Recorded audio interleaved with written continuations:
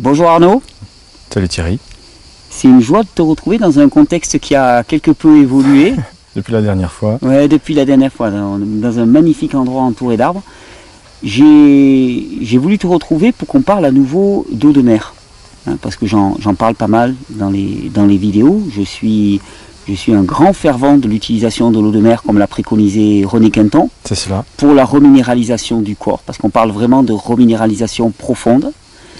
Et comme tu es quand même un des spécialistes en France de l'eau de mer, j'avais envie d'avoir quelques petites réponses. Alors on va commencer si tu veux par des choses banales, banales, relativement connues, et puis je pense qu'après on va évoluer vers des choses un petit peu plus pointues.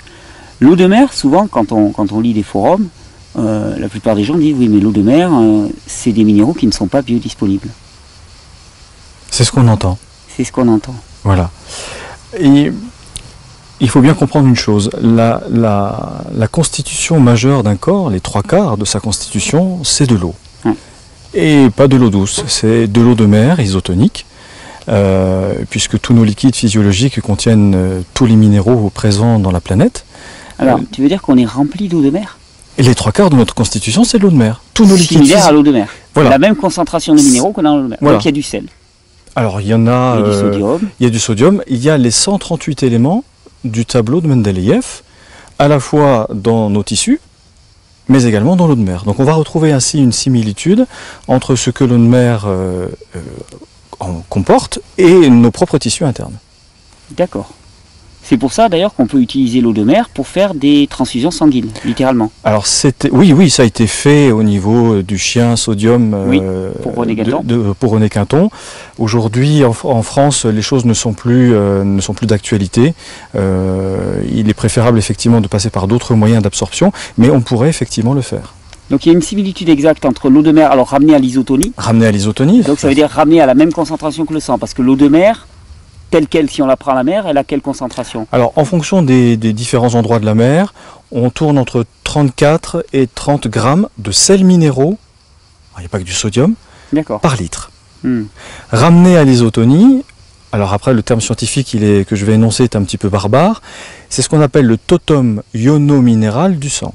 C'est-à-dire que on va retrouver dans l'eau de mer l'ensemble des éléments qui composent la base du sang, c'est-à-dire le plasma. Dans la même concentration. Exactement dans la même concentration. C'est pour ça qu'on appelle ça le plasma de Quinton. C'est ça. On appelle le plasma marin, plasma de Quinton, puisque c'est lui qui l'a découvert. Parce que c'est similaire au plasma sanguin. Complètement. Alors, quand moi je fais des vidéos, j'alerte souvent les gens sur la consommation d'eau minéralisée en bouteille, en disant que les minéraux dans les bouteilles, ils ne sont plus du tout biodisponibles. Ils ont perdu de leur charge électromagnétique. Tout à fait. À part d'aller à la source, c'est une eau qui est morte et ces minéraux-là sont des minéraux inertes qui vont venir s'accumuler, créer des calcifications. Tout à fait. Donc j'alerte là-dessus. L'eau de mer, quand on l'a, elle a été récoltée à la mer il y a longtemps. Alors, comment ça se fait que les minéraux restent biodisponibles? Alors deux phénomènes. Déjà les minéraux et l'énergie qu'il y a dans la mer, ce sont des énergies minérales libres. Elles peuvent bouger, elles ne sont pas cristallisées. L'autre phénomène qui les rend donc bioassimilables, c'est le phytoplancton. Il faut bien comprendre que dans notre environnement, il y a 3 mondes. Le monde du minéral, le monde de végétal et nous. On n'est pas des mangeurs de cailloux. Non. C'est pas notre... On est hétérotrophe. Voilà. C'est-à-dire que pour avoir une capacité d'absorption minérale, il faut passer par le végétal. Et l'eau de mer, sa pleine capacité d'absorption, donc rendre un minéral bioassimilable, c'est parce que le phytoplancton est présent dans l'eau de mer. Ah, il joue le rôle que la plante joue au sol. C'est ça. Elle prend les cailloux et elle les transforme en minéraux utilisables par l'humain ou par les animaux. C'est cela. Le phytoplancton, c'est l'herbe de la mer. Et en fait, on va trouver exactement le phytoplancton qu'il nous faut en fonction de la concentration minérale. Pour ceux qui la pompent à 30 grammes de sel par litre, il y aura le phytoplancton adapté. Et pour ceux qui la pompent à 34 grammes de sel minéraux par litre, il y aura le phytoplancton exactement présent, adapté pour la rendre bioassimilable dans tous ces minéraux. Mais alors à ce moment-là, ce phytoplancton, il doit être présent dans les bouteilles. Donc quand tu filtres, il faut filtrer tout en laissant le phytoplancton. Alors, dans le protocole original de René Quinton, il y avait une microfiltration très simple. C'est vrai que l'eau de mer n'était pas elle était de meilleure qualité à l'époque. Oui, il n'y avait pas de plastique dedans. Aujourd'hui, pour rendre une eau buvable et acceptable, il y a 2 microfiltrations, 0,10 et 0,22. Donc il y a une première filtration à 0,10, puis une microfiltration à 0,22 microns qui la rend stérilisante, qui la stérilise. Néanmoins, alors on a entendu plein de choses, oui, le phytoplancton ne peut pas passer la barrière des 0,22 microns, erreur. Il y a bien du phytoplancton qui reste dans les bouteilles. D'ailleurs, tu m'as sorti un truc assez marrant. Tu m'as sorti la salade de la mer. La salade de la mer. Tu montrais qu'il y a des bouteilles que vous éliminez. Là, je la montrerai en gros plan à la caméra. Des bouteilles que vous éliminez. Bon, parce que voilà, les gens seraient surpris d'avoir des algues dans leur. Ce qui en vérité ne changerait strictement rien à la qualité de l'eau. Bien au contraire. Bien au contraire, parce que l'algue est un indicateur de la pureté de l'eau. Mais tu m'as montré que dans des bouteilles, eh bien, il y a du micro-algues qui se développent. Voilà, alors moi j'ai des bouteilles que je laisse au soleil où effectivement le phytoplancton pousse, il est bien vert. Alors le problème c'est qu'effectivement à un moment donné il pousse, il est remis dans un carton, il fane et change de couleur. Donc effectivement... C'est donc un milieu vivant que l'on a là. Complètement. Le phytoplancton est présent, milieu vivant, et donc il recycle en permanence les minéraux pour assurer que ce soit des minéraux qui sont passés par le stade de la plante, donc biodisponibles. C'est cela. Et grâce à ce phénomène, alors effectivement, on va retrouver tous les minéraux présents.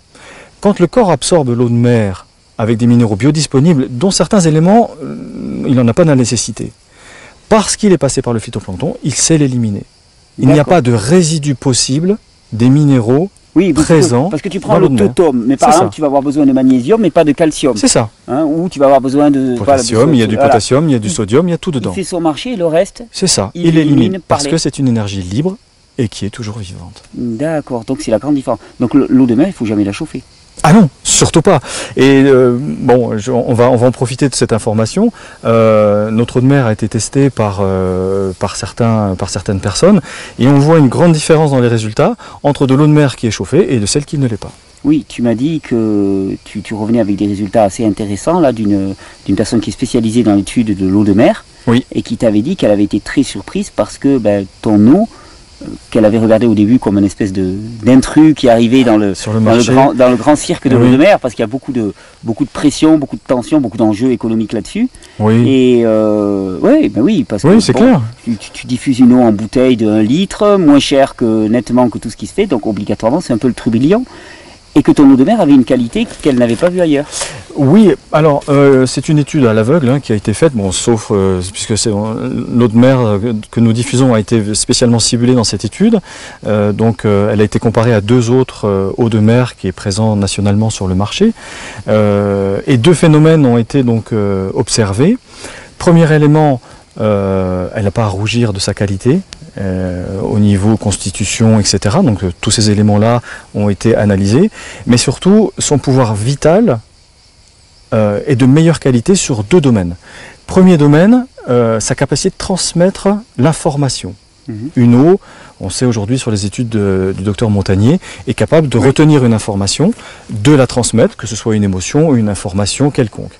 Donc elle a de ce côté-là une notion de transmission cellulaire de l'information supérieure à toutes les autres, mais également, et chose qu'ils ne comprennent pas encore, et donc on va attendre d'ici quelques semaines les résultats, un taux d'absorption supérieur à toutes les autres eaux de mer.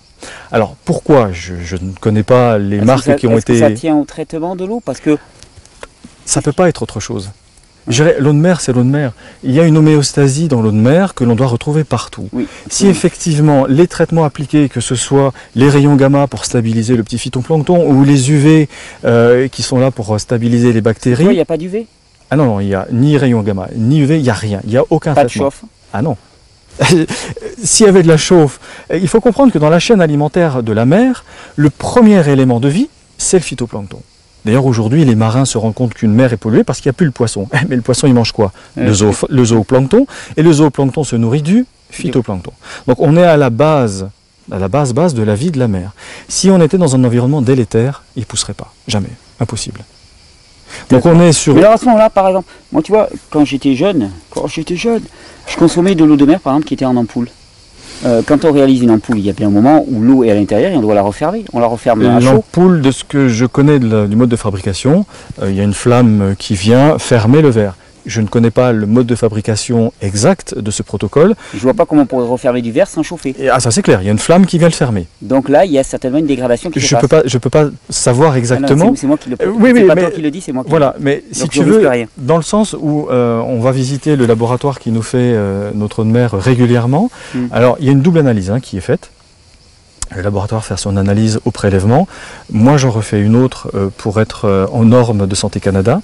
Mais en plus, le professeur Soriano nous a stipulé zéro élément pathogène dans l'eau de mer. Rien, aucun élément qui pourrait influencer la vitalité de l'eau de mer. Et là, par exemple, tu as vu, on a un petit peu de stock, mais j'ai dû refuser 4 prélèvements. Alors, l'eau, elle est buvable, dans les normes même canadiennes. Parce qu'elle n'était pas à 0. Elle n'était pas à 0. Et alors, tu parles de prélèvement, ça se prélève comment Alors, ça se prélève. Alors, c'est vrai que René Quinton prélevait dans un vortex. Là, elle est prélevée sur le bord de mer, ce qui ne change absolument rien puisqu'on est sur la baie de Saint-Malo, là où il y a les plus grandes marées d'Europe. La qualité de l'eau de mer après analyse a été complètement équivalente. Et justement, ce scientifique suisse qui a été un petit peu surpris de cette qualité d'eau de mer nous montre qu'en fait aujourd'hui elle est supérieure à tout ce qu'il y a sur le marché et donc la qualité est irréprochable. D'accord. Vous pompez ça profond ou pas? Alors c'est à 10 ou 20 mètres en fonction des marées, sachant que la marée elle fait entre 15 et 17 mètres. Voilà. D'accord, ok. Non, j'imaginais que ça se pompait très très profond, donc... Si tu veux, le plateau granitique armoricain, c'est un plateau qui est dur, et donc la mer, elle descend entre 30 et 40 mètres et pas au-delà. D'accord, ok. Alors, cette eau, quand elle rentre dans le corps, parce que moi aussi j'ai promu son utilisation pour la reminéralisation, et toi aussi d'ailleurs, oui.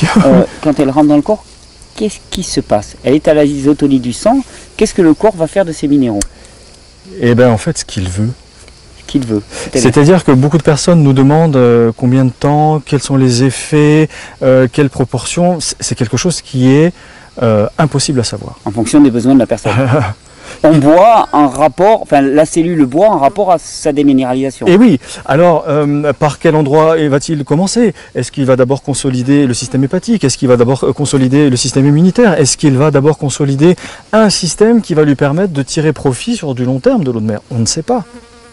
Donc aujourd'hui, de toute façon, et depuis tant d'années, il n'y a aucune personne qui n'a aucun résultat avec de l'eau de mer. Alors certes, pas forcément perceptible, parce que quand effectivement une fonction hépatique redémarre, ou que la moelle osseuse est renourrie, parce qu'il faut comprendre aujourd'hui que l'eau de mer est souvent assimilée à l'érythropoïétine, c'est-à-dire à l'EPO, qui est un suractivateur donc, de l'hormone surrénalienne pour fabriquer les indicateurs du sang. On va retrouver les mêmes effets, mais de façon beaucoup plus réduite avec de l'eau de mer. Est-ce que c'est le besoin vital du corps?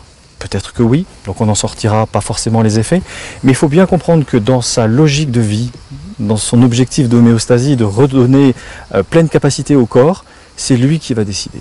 C'est lui qui va décider comment, de quelle façon, mais de tous les résultats qu'on a vus, il y a eu toujours un effet sur le corps. Revitalisation globale, alors effectivement en hypertonie des fois on a un petit coup de boost, mais je préfère vraiment une action cellulaire. Dans une des vidéos qu'a fait Jean-Yves Billien, je fais un peu de pub à Jean-Yves Billien, il y a un grand reportage qui est fait par Dr Marie-Josée Stelling. Dr Marie-Josée Stelling a reproduit les travaux de René Quinton en laboratoire. Qu'est-ce qu'on y constate? Déjà, René Quinton avait fait la découverte que les globules blancs étaient des éléments fragiles du sang, qui ne pouvaient pas vivre dans un milieu artificiel. Donc ce qu'elle s'est dit, on a pris le sang d'une personne, alors dite normale, et on l'a mis dans un milieu qui aujourd'hui est utilisé pour un restaurateur du volume plasmatique, c'est-à-dire du NaCl 0,9%. C'est ce qu'on met en intraveineuse aux gens pour quand ils ont un problème, qu'il manque du sang, voilà. On rajoute ça. On met une solution, on met voilà, le liquide physio, c'est du NaCl 0,9%. Que se passe-t-il au niveau du système immunitaire? Eh bien, quand on analyse le sang de cette personne à l'état initial, vitalité convenable du système immunitaire, mis dans le milieu NaCl 0,9%, c'est-à-dire milieu artificiel, système immunitaire complètement figé. Donc on a une différence de cet élément fragile du sang face à un milieu qui est délétère. Qui ne contient d'ailleurs que du sodium. Cristallisé. Cristallisé. C'est pas une énergie libre. Oui, c'est du sel de mer. Je sais pas, peut-être, je sais pas lequel ils mettent, mais ce n'est pas un sel naturel. Mis ce même sang au niveau de l'eau de mer, ramené à l'isotonie, alors là on découvre moult facettes de ce que fait l'eau de mer. D'une part, on retrouve une vitalité hors du commun du système immunitaire. D'autre part, dans sa vidéo, elle le démontre, les cellules se gorgent d'eau de mer. Elles boivent, elles pompent les minéraux. Littéralement. Les minéraux et l'eau. Puisque de toute façon, moi je le dis souvent dans les vidéos, il n'y a pas d'expérience d'hydratation profonde sans une expérience de minéralisation profonde. Impossible. Eau et sodium, ça va de pair. S'il y a perte de minéraux, il y a perte d'eau.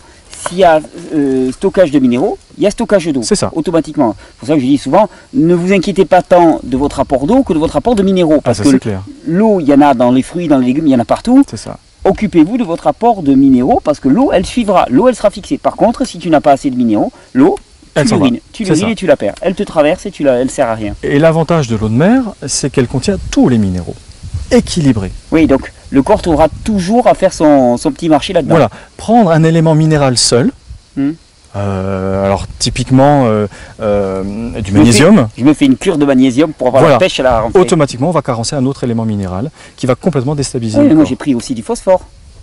Carence sur un autre.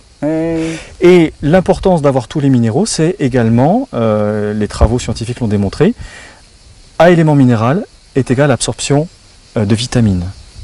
Oui, il nous faut l'ensemble des éléments minéraux pour pouvoir absorber l'ensemble des vitamines. Oui, les minéraux même jouent énormément même dans l'absorption des macronutriments, lipides, glucides, protéines. Tout à fait. On a une alimentation, on est obsédé par, on te dit toujours en diététique, combien tu as de protéines, combien tu as de glucides, et on ne s'intéresse pas du tout aux micronutriments, alors qu'ils sont primordiaux pour assurer l'absorption. C'est-à-dire qu'on avale des tas de choses, mais en fait, on n'en utilise que très peu. On n'utilise vraiment que très peu. Alors, tu me disais que voilà, la cellule se gorge littéralement. Alors, je vais te dire, pourquoi pas des jus de légumes? Mais c'est très bien. Mais c'est complémentaire. Ah mais tout à fait. On ne devrait pas boire de l'eau de mer aujourd'hui si on était équilibré de façon minérale. On devrait trouver tout ce qu'il faut dans les végétaux, puisqu'on est des mangeurs de végétaux. Aujourd'hui, la carence est telle qu'il nous faut cet apport supplémentaire. Et oui. C'est pour ça que moi souvent, même d'ailleurs, pour des gens qui sont bien déminéralisés, je leur fais un bon jus de légumes. Et je mets mon eau de mer en disant, mais je te le double, je te le triple. C'est ça. Et en plus, je suis sûr avec l'eau de mer d'arriver à avoir le totum. Donc je me dis, si au moins dans mes légumes, il y a quelques minéraux qui manquent, hop, je compense et là je suis certain que la personne va avoir ce qu'elle faut. On est sûr de ne pas carencer un organisme et surtout de générer une assimilation. Ce qui nous intéresse, c'est la vie cellulaire. Parce qu'une cellule qui fonctionne bien, elle va chauffer, elle va être heureuse déjà au niveau de son énergie, et puis elle va produire ce dont elle a été faite, que ce soit des fonctions hépatiques, endocriniennes, etc. Oui, une cellule qui est nourrie, une cellule qui peut évacuer ses déchets, c'est une cellule qui fonctionne bien. Pas plus compliqué. Les travaux d'Alexis Carrel l'ont démontré, à partir du moment où le milieu extracellulaire est nourricier de la cellule, celle-ci a une longévité. Tu peux repréciser ces travaux parce qu'ils étaient intéressants d'Alexis Carrel. Oui, c'est-à-dire qu'il a pris des cellules de cochon, le cœur de cochon, qu'il a mis effectivement dans de l'eau de mer, et il a changé tous les jours le milieu extracellulaire. Et il a fait vivre cette cellule 3 fois plus longtemps que la vie normale du cœur de cochon. Du cœur de cochon.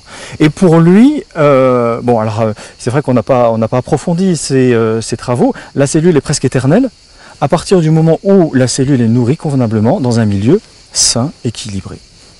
C'est-à-dire que donc là c'est là où on en revient à la notion d'émonctoire, c'est-à-dire que la cellule elle évacue ses déchets, mais ces déchets s'ils restent à proximité, c'est un peu comme le bébé qui fait caca dans sa couche. Si on lui laisse la couche, les déchets stagnent au contact de la peau, et donc il y a une irritation, il y a tous ces phénomènes. Par contre, il faut la couche, on pourrait s'en passer largement, donc c'est pas un exemple un peu limite, mais ce que je veux dire par là, c'est que si les déchets restent dans le milieu extracellulaire, alors à ce moment-là, il y a un moment où la cellule va faire quoi?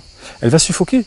Puis de toute façon, où est-ce qu'elle se nourrit? Elle se nourrit dans le milieu extracellulaire. Si ce milieu extracellulaire est plein de déchets, elle commence à être carencée, manque d'oxygène, et à ce moment-là, on commence à avoir des déficiences organiques. L'eau de mer permet, en microscopie à fond noir, et on le voit, de se régénérer le milieu intracellulaire. Oui, donc en fait, c'est un adjuvant, on va dire, à la reminéralisation profonde. Complètement. C'est pour nous un des piliers de la santé. Moi, je suis d'accord. C'est notre constitution. J'adhère complètement. Mais alors, t'en bois quelle quantité? Alors ça c'est pareil. À l'isotonie. Toujours à l'isotonie. Ouais. C'est un petit peu à controverse, parce que certains préconisent 10, 20, 30 ml, alors c'est peut-être très économique, mais en tout cas ça ne renourrit pas cellulairement. Dans une bouteille d'1 litre, on fait à peu près, puisqu'on la ramène à l'isotonie, 300 ampoules.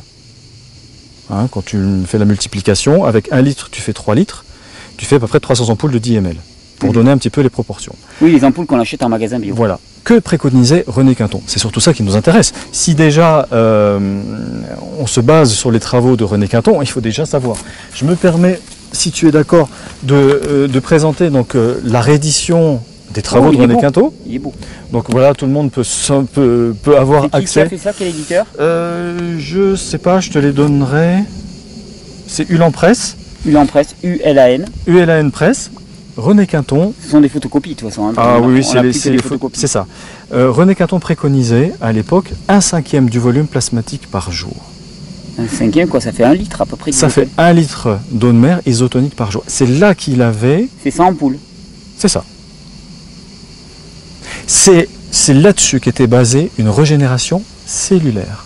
Je ne parle pas d'un coup de boost, voilà, on vient de faire du sport, on se prend 3 ampoules d'hyper et ça y est, l'acide sont neutralisés. Non, non, on parle de santé cellulaire. Donc ça fait 1/3 de bouteille, puisque c'est avec ça. 1/3, on le ramène, on a 1 litre globalement, ou 100 ampoules. C'est amusant ce que tu me dis, parce que moi ça me rappelle, je te l'avais déjà parlé, mais quand je suis tombé au plus bas, que j'avais enchaîné des arrêts cardiaques, un petit matin, alors que j'étais vraiment à l'agonie, mon cœur était au point de cesser de battre, donc déminéralisation profonde, système nerveux complètement épuisé. J'étais tombé sur une ampoule de Quinton, à l'hypertonie d'ailleurs. Oui, oui, tu m'avais dit. Et j'avais commencé à en boire, je m'étais pris la boîte en entier, hein, et tout le monde m'avait dit, mais c'est de la folie, c'est une quantité, il faut en prendre une par jour, et pas plus. Et moi, mon instinct me disait, mais bois ça, et j'avais bu presque 2 boîtes qui faisaient 40 millilitres, 40 millilitres d'hypertonique, ce qui ramenait à 1 litre 2, 1 litre 3 d'isotonique. C'est ça. Donc on n'était pas loin des recommandations de René Quinton. Je n'avais pas abusé de mer. Non, et puis comme dit, effectivement, il y a ramené à l'isotonie entre 2 et 3 grammes de sodium pur, que le corps sait gérer si on n'en a pas besoin. Mais soyons certains, on est tous carencés en éléments minéraux. Et le problème pour redémarrer une fonction biologique sur un organe qui est asséché, c'est vraiment pas facile. Il faut que les organes soient vivants, hydratés, pour que toutes les fonctions, surtout par exemple les fonctions endocriniennes, qui est un organe qui est plein d'eau, puissent redémarrer. C'est là que le Quinton joue son jeu. Oui. Si tu me permets, on va juste faire un éclaircissement sur le mot Quinton, qui porte un tout petit peu à confusion. D'accord.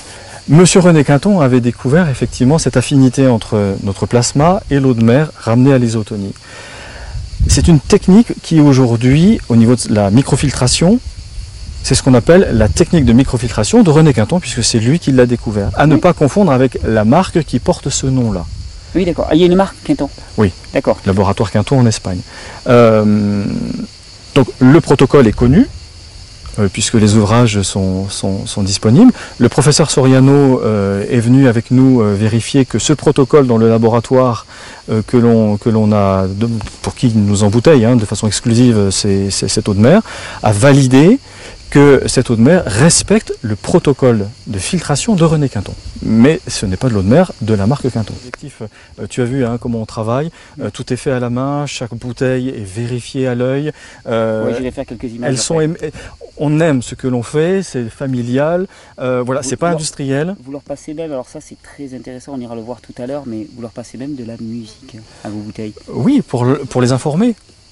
Alors c'est pas n'importe quelle musique, non. Une musique qui est en La432. Voilà, sur la fréquence de vibration de l'eau, qui est le La432. Alors effectivement, les fréquences bougent parce que la fréquence de la Terre évolue, mais on essaye de se rapprocher au plus de ce qui pourrait rendre l'élément vital qui la compose biodisponible à l'arrivée également, c'est-à-dire que on y met tout ce que l'on aime dedans pour que le corps en tire profit.